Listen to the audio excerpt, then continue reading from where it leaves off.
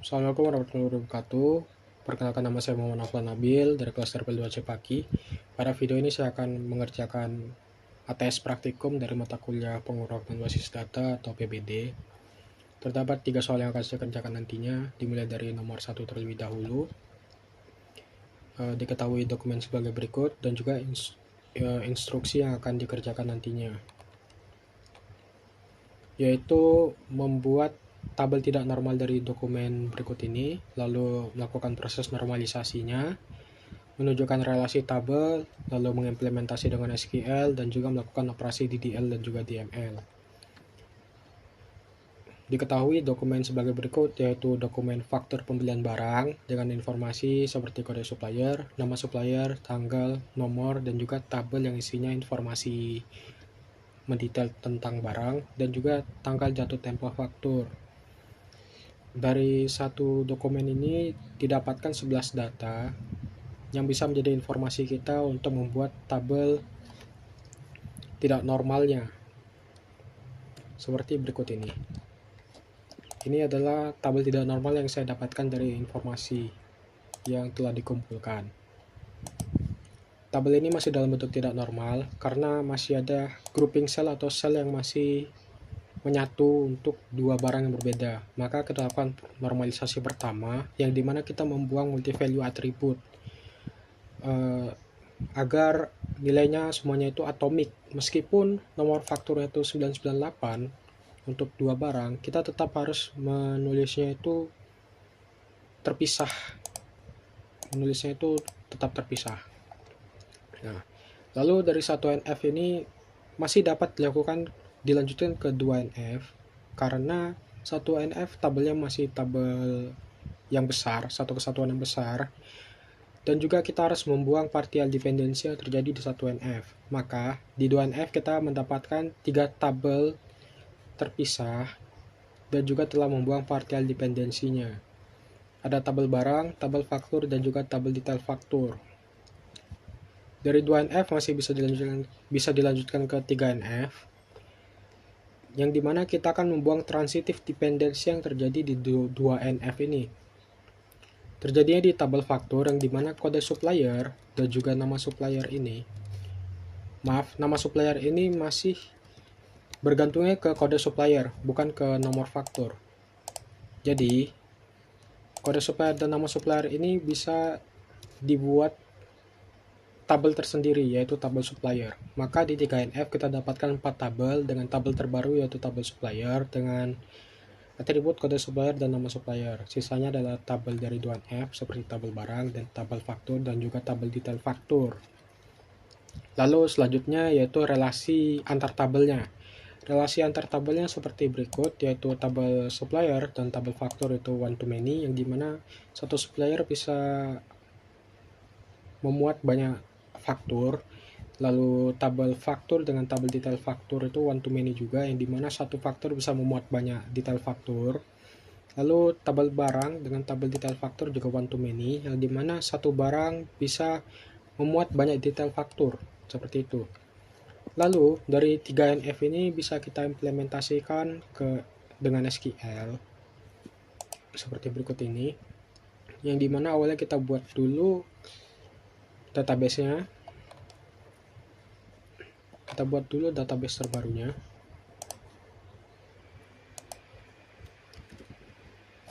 Create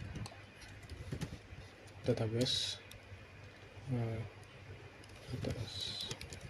praktikum 1.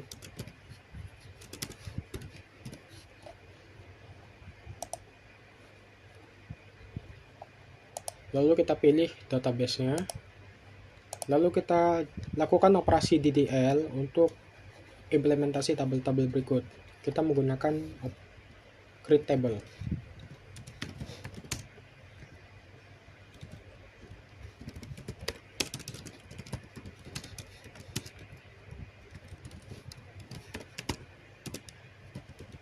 Kode supplier dengan tipe data varchar kita berikan 20 dengan constraint primary key dan juga not null. Lalu ada nama supplier, kode varchar juga 150.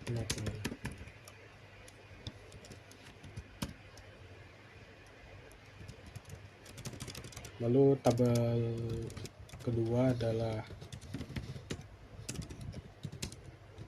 tabel barang,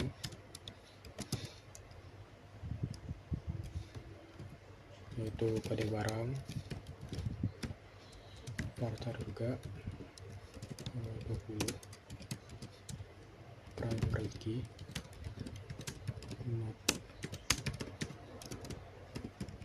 0, lalu ada nama barang,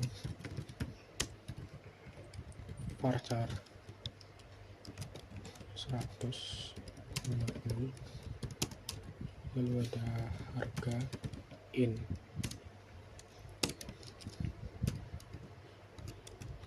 Lalu tabel selanjutnya yaitu create tabel faktur, yaitu nomor faktur, varchar 30, primary key 50. Lalu ada kode supplier. Kode supplier itu adalah foreign key, jadi kita lakukan di terakhir aja. Tanggal kita gunakan date, lalu jatuh tempo kita gunakan date juga. Lalu kode supplier.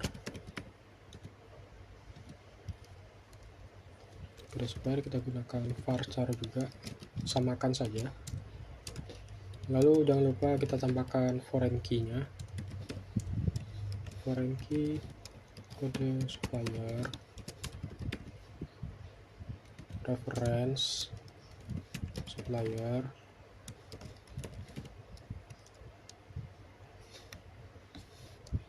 kode supplier, seperti ini.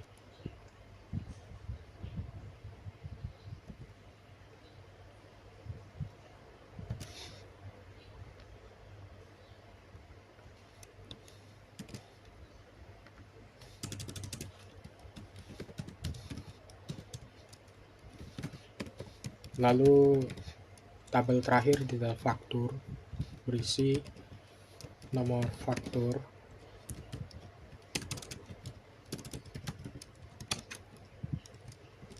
varchar 30,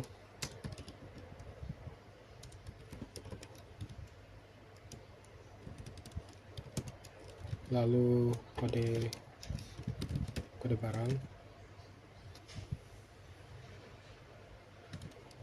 varchar juga 20, lalu kita in, lalu jumlah juga in, lalu kita tambahkan foreign key. Foreign key nomor faktur, reference faktur, nomor faktur,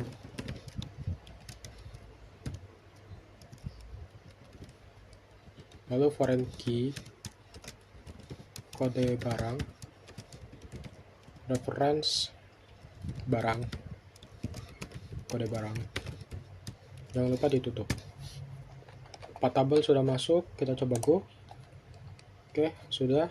Kita coba dilihat di struktur, ada semua. Oke. Lalu kita lanjut ke instruksi selanjutnya, yaitu operasi DML. Minimal 5 record data untuk DML. Maka kita langsung saja gunakan query insert. Ini sudah ada, saya ini mohon dimaklumi karena mengejar waktu. Insert into supplier values.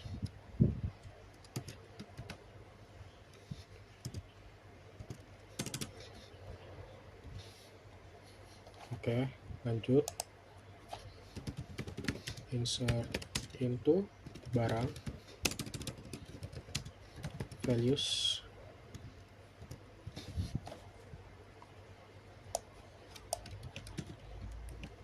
Karena waktu mengetik saya lumayan lama, jadi mohon dimaklumi karena mengejar waktu juga. Lalu ada tabel faktur, insert into factor values, ya, go. Lalu perlu untuk diketahui bahwasannya untuk operasi insert ini harus dilakukan secara berurutan, yang dimana kita menginsert ke tabel yang berdiri sendiri terlebih dahulu, baru insert ke tabel yang berforeign key atau yang berrelasi, agar tidak terjadi kesalahan ketika melakukan operasi. Oke, go. Maka kalau kita lihat di barang sudah masuk semua ya, terdapat 8 barang, lalu terdapat 8 barang juga,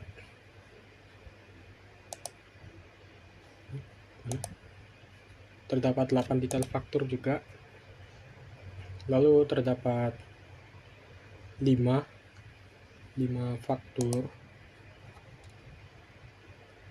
dan terdapat 5 orang supplier, Gobel, Nusra, Hitachi, Panasonic, LG, dan Sharp. Baik, lanjut ke soal nomor 2. Membuat database dengan nama DB ATS Praktikum PBD nomor 2. Create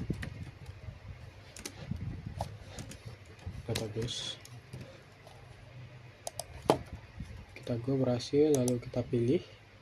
Lalu pada SQL ini, pada database ini kita akan membuat tabel dengan nama pegawai. Create tabel pegawai, ID in 5, primary key not null, lalu nama varchar 20 not null, alamat varchar 20 not null, dan terakhir gaji in 10 not null juga. Jangan lupa ditutup dan juga dikasih tanda titik koma. Oke, berhasil, kita lihat. Oke, lalu kita masukkan data, ada 8 data ke dalam tabel pegawai. Kita gunakan insert into pegawai values. Sebelumnya saya sudah menyiapkan data-datanya untuk menghemat waktu ya. Oke, kita lihat di tabel pegawai, maka sudah ada 8. Lalu instruksi selanjutnya menyuruh kita untuk menghapus record dengan ID 100. Maka untuk menghapus kita menggunakan delete from dari tabel pegawai, where ID-nya adalah 100. Oke, kita go. Oke, maka Arif harusnya hilang. Betul, Arif hilang. Lalu update data untuk ID 101 dan 102. Untuk mengupdate kita menggunakan update pegawai, set nama. Pertama tadi adalah namanya Naila, baru alamatnya itu di Surabaya, lalu gajinya itu diminta 10.000. Jangan lupa yang diubah itu adalah where ID 101.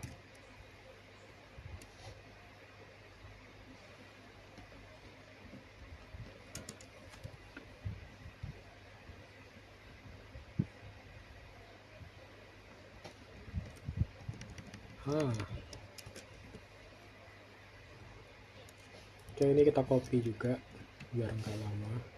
Namanya aja kita ganti Raffi.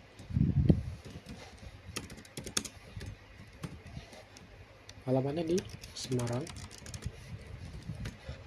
Gajinya adalah 14.000. ID-nya adalah 102. Bismillah. Oke, kita lihat. Oke, berubah ya, Naila dan juga Raffi. Lalu kita melakukan perintah SQL ini dari A sampai H, yaitu semua kolom dari tabel pegawai itu kita gunakan select from pegawai. Select all from pegawai. Bintang ini dibaca all ya. Maka muncul semua. Lalu menampilkan kolom nama dan gaji dari tabel pegawai. Untuk ini kita cukup men-select nama, tadi diminta nama dan gaji from pegawai, seperti ini aja. Nah, muncul. Lalu selanjutnya nama dan alamat yang punya nama dengan awalan F. Select nama, alamat, from pegawai, where nama like,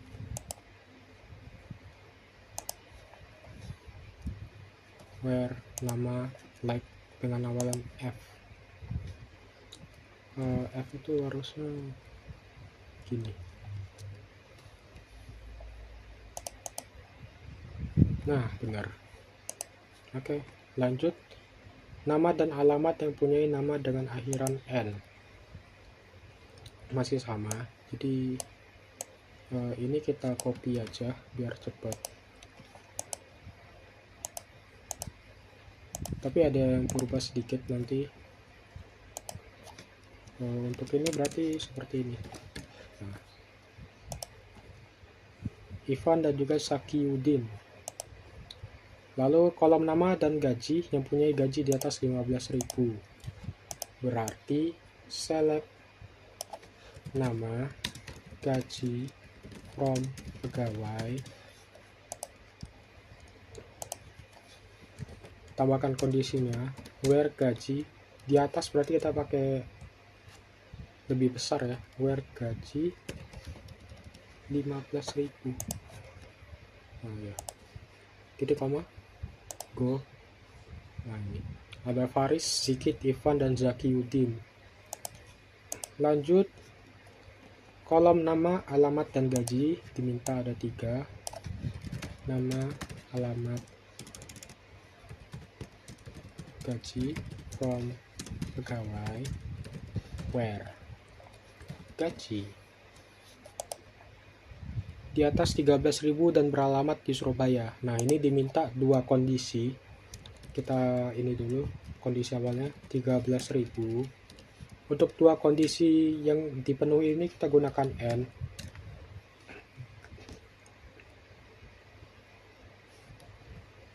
N alamat Surabaya. Seperti ini. Kita go. Nah, ada Zikit dan Sakiuddin yang beralamat di Surabaya dengan gaji 20.000 dan 21.000. Lalu diminta nama, gaji dengan range gaji di antara 15.000 dan 20.000. Nama, gaji, from pegawai, where gaji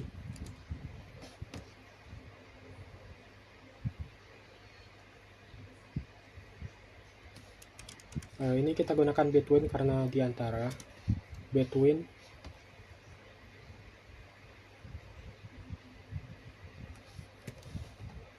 15.000 and 20.000. Bismillah, semoga benar. Alhamdulillah benar. Jadi ada Fikri, Faris, Sigit, Ivan dengan gaji 15.000, 17.000, 20.000, dan 16.000. Lalu terakhir yang diminta adalah untuk menampilkan gaji dengan max min rata-rata dari tabel pegawai. Untuk ini kita bakal menggunakan select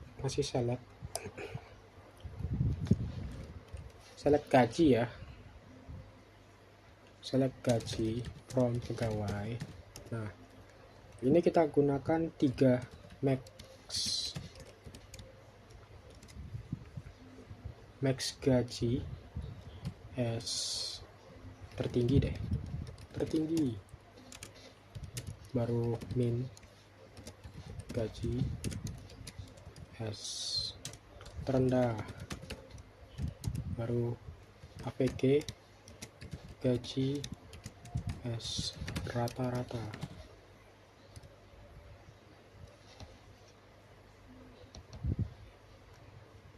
Sabar, ini lumayan lupa, jadi mohon maaf.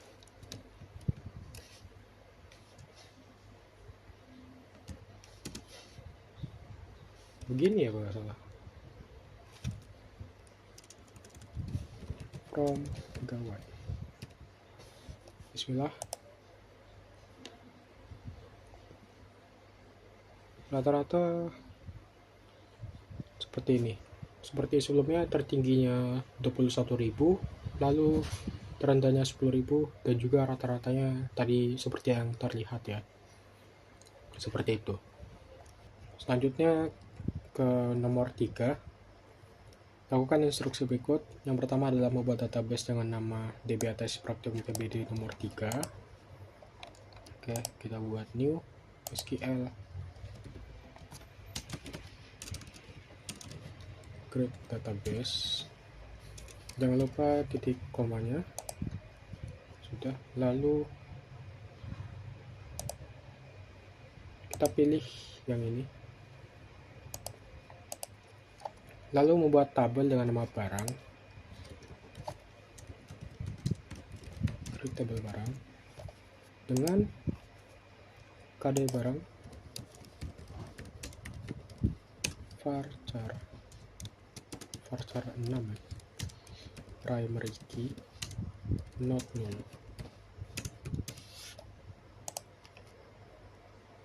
ya, baru nama varchar 20, boleh null ya kalau yang ini. Jadi kita lanjut aja, semuanya langsung null, yes null semua, jadi boleh kosong. Harga beli in 9, lalu harga jual in 9, dan yang terakhir jumlahnya itu tadi in 3 ya, in 3, dan yes null juga atau boleh null. Jangan lupa tanda kurung satu lagi. Oke, kita go. Oke, sudah ya.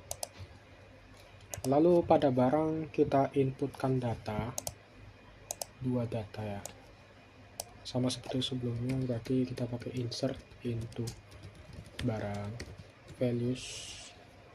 Saya sudah persiapkan juga sebelumnya itu ini ya,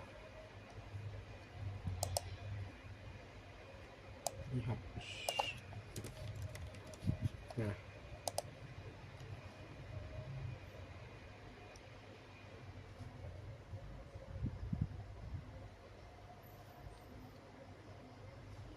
ini double.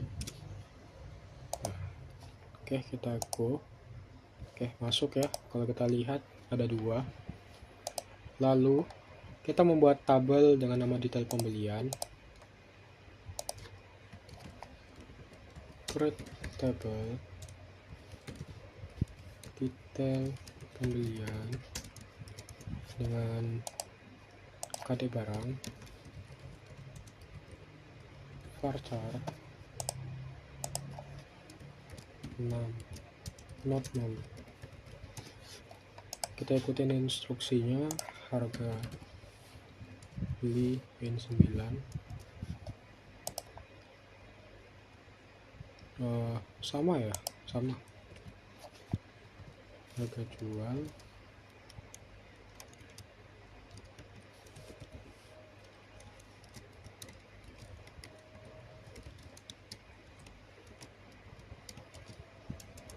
baru jumlah in 3, lalu yang terakhir itu ada operator ya, operator varchar 8. sama seperti sebelumnya yang not null cuman KD barang ya. Lalu kita tutup kurung, kita titik koma juga, kita go. Oke, jadi ada detail pembelian dan juga ada tabel barang.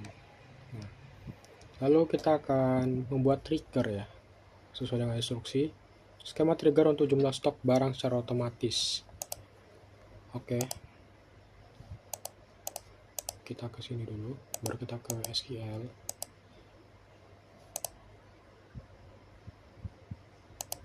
Buat trigger untuk mengupdate jumlah barang seperti sebelumnya, karena sudah diinstruksikan maka saya salin untuk memperhemat waktu ya. Jadi seperti ini, kita go. Oke, sudah terbuat triggernya. Lalu lakukan instruksi berikut. Lakukan penambahan data ke tabel detail pembelian. Insert into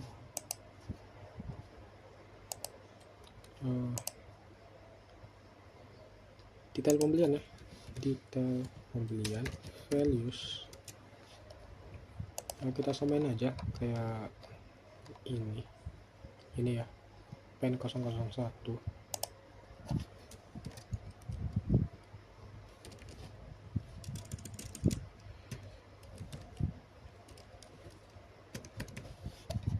Pen 001 pensil alis. Oh, jangan pen 001 deh, LST aja, LST 001. Lalu lem setan, harga belinya 2000, harga jualnya 2200, dan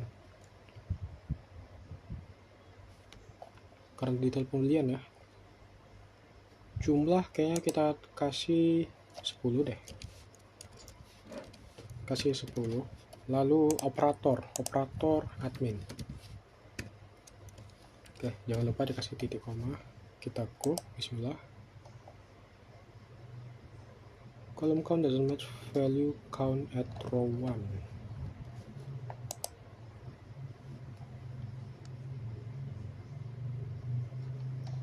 Sebentar, why?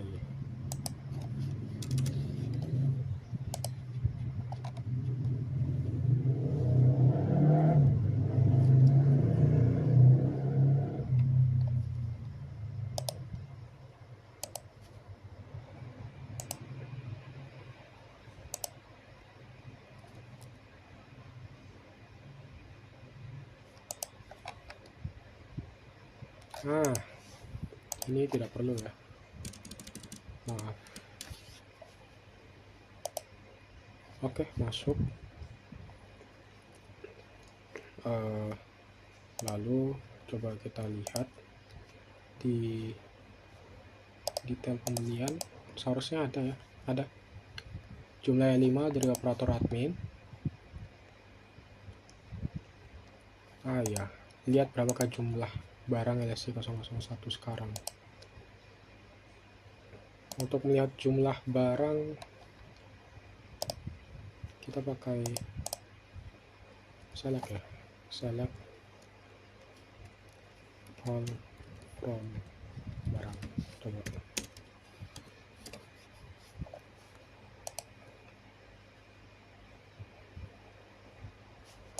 Oke, lem setan yang awalnya 0 jadi 5 ya, yang awalnya 0 jadi 5. Lalu lanjut ke instruksi ketiga, lakukan lagi untuk insert barang LSC 001 sebanyak 10. Berapa jumlah stok barang LSC 001 sekarang?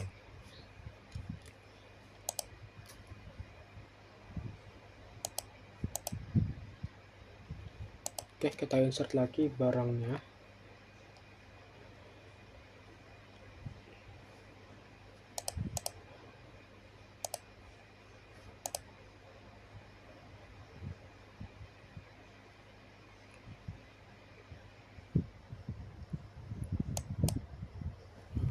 Ini insertnya harusnya ke tabel barang ya, insert into barang values.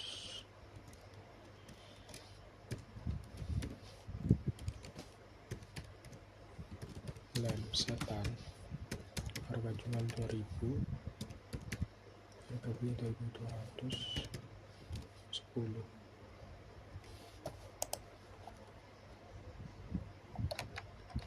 Ya, diminta ke 10 ya. Sebentar.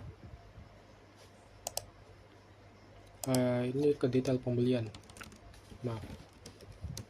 Ke detail pembelian, values. Karena di detail pembelian gak ada nama, jadi tidak dipakai oleh admin. Seharusnya kalau tambah 10 dan sudah ada masuk 5 sebelumnya, maka itu menjadi 15 ya. Kita coba, kita go, lalu pada sekian kita coba lihat di select all from detail pembelian. Oke, ada riwayat, ada 10 dan juga ada 5 ya. Lalu select from barang, kita go, ada 15. Oke, lalu beri penjelasan setiap baris pada trigger yang dibuat dan pahami. Baik, sebelumnya trigger yang dilakukan adalah ini. Jadi trigger ini itu saya jelaskan baris per baris. Create trigger digunakan untuk membuat trigger dengan nama stok barang. Nah, trigger ini itu dibuat untuk aktif sebelum insert, sebelum perintah insert. Jadi sebelum data itu dimasukkan ke tabel detail pembelian. Trigger ini juga dijalankan untuk tiap baris, for each row. Begin digunakan untuk memulai. Nah, memulai update barang, memulai untuk mengupdate barang. Set jumlah. Nah, untuk if is null jumlah ini itu adalah logika yang dimana jika stok pada jumlah itu adalah 0. Kenapa bisa 0? Karena di sini diperbolehkan 0 ya. Yes 0 sebelumnya kita buat. Jika itu 0, maka ubah menjadi 0. Nah, ubah menjadi 0, lalu tambahkan dengan stok baru dari insert. Stok baru dari insert ke jumlah. Jadi contohnya itu seperti jika pada jumlah itu sudah ada stok 5, misalkan lem setan itu udah ada 5, dan kita melakukan insert kepada lem setan itu 10 lagi, maka trigger ini akan menjalankan aksi jumlah yang ada pada stok pada jumlah ini yang awalnya ada 5 baru ditambahkan dengan 10 dari insert terbaru, maka akan totalnya itu menjadi 15. Terdapat 15 lem setan, seperti itu. Baik, sekian ATS praktikum saya dari nomor 1 sampai 3. Terima kasih telah menonton. Mohon maaf jika ada kesalahan kata atau tutur kata yang tidak sopan atau tidak etis. Mohon maaf. Saya Muhammad Novala Nabil, mahasiswa kelas TRPL 2C Paki. Mohon undur diri. Wassalamualaikum warahmatullahi wabarakatuh.